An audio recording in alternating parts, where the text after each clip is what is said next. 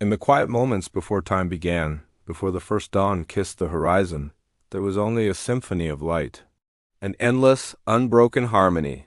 This light was everything, and in its heart it held a perfect, silent love. But even in perfection, a seed of something else can find root. It was not darkness, not yet. It was a question, a whisper so faint it was almost part of the silence itself. The whisper of I. From this single thought, pride was born, a shadow that stretched long and thin, promising a glory separate from the whole. It was the first crack in the mirror of eternity, and through it, the first story of our universe began to unfold. The most radiant of all beings, a creature sculpted from the very essence of starlight and dawn, stood at the precipice of this new awareness. He was named Lucifer, the bringer of light, and his brilliance was second only to the source from which all light came. He danced in the cosmic winds, his wings painting constellations across the void. Every star, every nebula, sang his name in adoration. He saw his own reflection in the silent, shimmering cosmos and fell in love with what he saw. The love that was once a reflection of the divine, a shared current in the ocean of being, now began to pool within himself. He started to believe the light was his alone to command. The symphony of the universe, he thought, should play to his rhythm. The whisper of I grew into a roar. I am the light, he declared, not to others, but to the deepest parts of his own soul. This was the first rebellion, not of armies or of celestial war, but a rebellion of the heart. He severed the golden cord that bound him to the infinite love of the source, choosing the finite kingdom of self over the boundless unity of all. And in that moment, the light he carried began to change.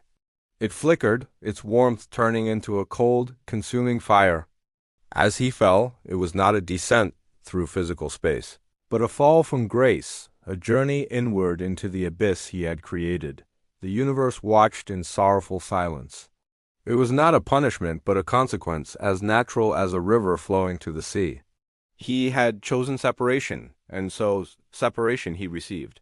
His glorious light, now twisted by pride, became a beacon of another kind, a light that cast shadows, a light that defined itself by what it was not. He became the embodiment of fear, the very antithesis of the love he had rejected. He built a kingdom from this fear, a realm of echoes and illusions, where every soul was an island, convinced of its own lonely sovereignty. This kingdom of shadows became our world. We, the children of humanity, were born into this echo, inheriting the legacy of that first separation. We are born with a deep, unspoken memory of that original unity, a homesickness for a home we have never seen. We walk through our lives carrying this faint echo of Lucifer's fall within us. We build walls around our hearts, believing our strength lies in our independence. We chase our own reflections, seeking validation in power, in beauty, in knowledge, believing these things will make us whole. We fear loss, we fear vulnerability, we fear the dark, because we have forgotten that we are, and have always been, made of light. Each act of pride, each moment of judgment, each whisper of, I am better, or I am separate, is a reenactment of that first fall. We create our own private hells, walled off by the fear of not being enough. We yearn for connection, for love, yet we push it away, afraid that to open our hearts is to risk being broken. We have become masters of our own small kingdoms of isolation, ruling over thrones of anxiety and discontent. We believe the lie that we are alone, that our light is ours to hoard and protect, when in truth, it only shines when it is shared. But the story does not end in the shadows. For the Source, in its infinite wisdom, did not abandon its fallen creation. It sent another part of itself, not as a king or a conqueror, but as a humble whisper of truth. It came as a story of sacrifice, a testament to a different kind of power. This new light did not seek to rule. It sought to serve. It did not hoard its brilliance. It gave it away freely to the broken, the lost, and the forgotten. It walked among the shadows, not to condemn them, but to illuminate them with a love that asked for nothing in return. This was the story of Christ, a name that means the Anointed One, the one anointed with the original unified light. He was the ultimate answer to the question of I.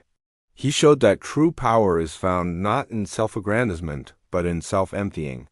His strength was in his vulnerability. His throne was a simple wooden cross, a symbol of ultimate surrender. He did not fight the darkness with force, but with forgiveness.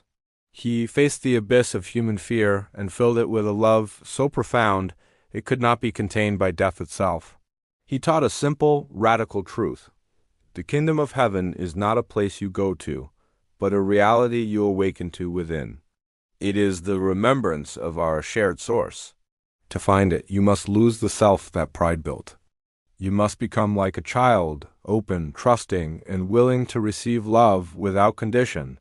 He showed that the fall was not an end, but a necessary part of the journey, for it is only in the depths of our separation that we can make the conscious choice to return home. It is in the darkness that our desire for the light is truly born. His resurrection was not just a historical event. It is a spiritual blueprint.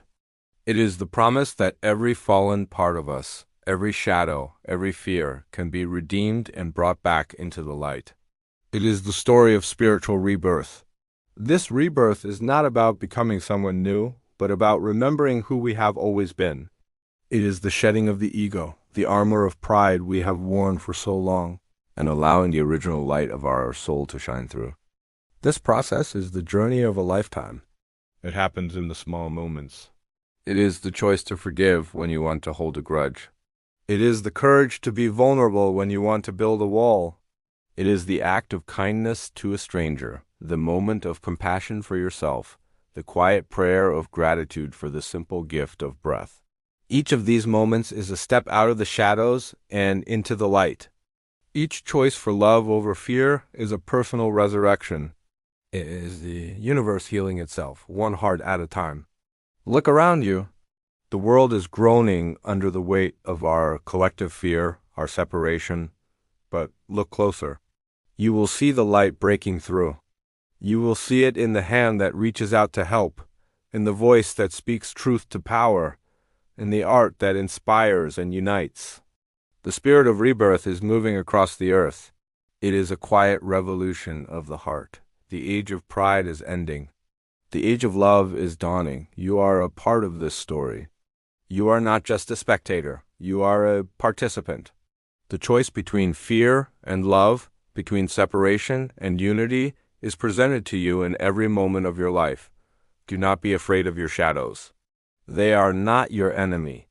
They are the unloved parts of you, waiting to be integrated, waiting to be brought home. Embrace them with compassion.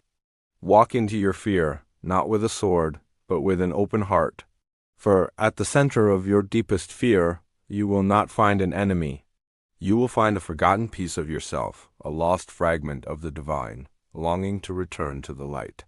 Even the fallen can rise again, for light is never truly lost, it is only forgotten. The journey of your soul is a journey of remembrance. Remember the symphony. Remember the love. Remember the light that you are, and let it shine. Thank you for listening. If this story resonated with you, subscribe to God Story Reborn for more stories of light and rebirth.